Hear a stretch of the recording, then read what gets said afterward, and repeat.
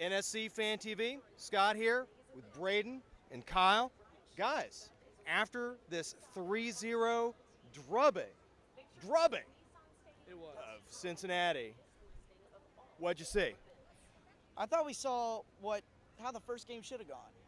Because the first game, Well when said. we tied 2-2, and we should have won that game despite maybe a BS VAR and foul or whatever, and Leal's wonder goal.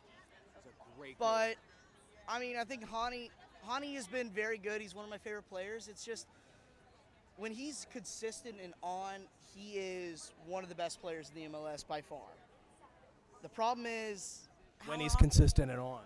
when he's consistent and on. And so that's a problem with Hani's consistency then. A little bit, but he's there, and I love what I'm seeing from Sapong because you like for example, you look at Yonder Cadiz coming from Benfica. He should be everything he's priced out to be, but It should be, but he's out of Bayor. He's out of Bayor. He's an offsides machine. Yeah, a bit, a bit. He's just a big body to win headers. He's a big header guy. Doesn't seem to hustle much. No, Offsides regularly. We pouring a lot of money into that. hey, look, we're a young club. You take what you can get. Look, expectations for us should be minimal. As a team that's literally in our second year, you should have little to none expectations because you don't know what your identity is and you don't have that foundation. By building it, what we've done last year as really a surprise, if you want to compare it to hockey terms, the Vegas Golden Knights almost, That's a great analogy. which as a Preds fan, I hate them. But that's what you want to see, that kind of teams building those long-term successes. And I think we are in a good spot to build for very future endeavors. And, you know, you look at the Preds. The Preds always had a good fan base, but then they made the cup, and all of a sudden everyone's a Preds fan. Nashville's having that early success that draws them in, and we could be just as big, if not bigger. How sustainable is it going to be then?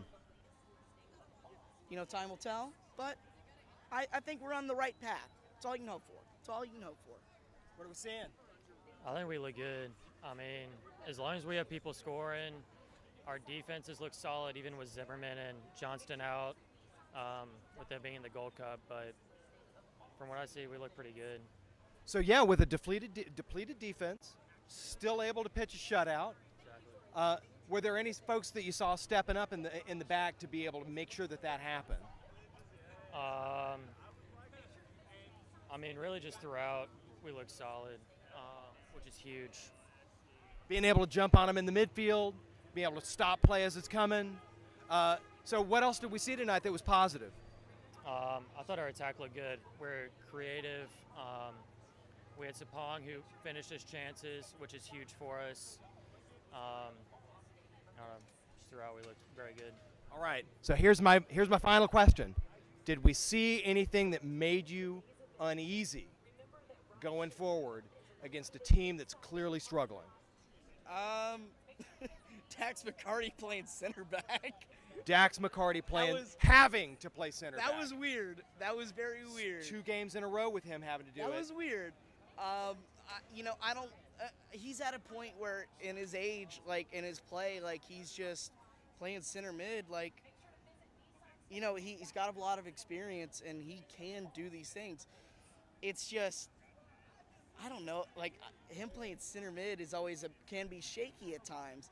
Him playing center back with 3 in the back can be a problem, but he did well tonight against opponent that we should have. The result we got tonight was what we should have, what we deserved, and how we played. And if he can keep that up, if he can be a last line of defense or band-aid while Zimmerman's out, then if it gets the job done, it gets the job done. Then I'm not going to complain. Who am I going to? What can I say that Gary Smith isn't doing if the results are there? Getting the job done. That's all we can ask at this stage, especially when they're short like that on defense. NSC Fan TV, 3-0 win over Cincinnati. Signing out.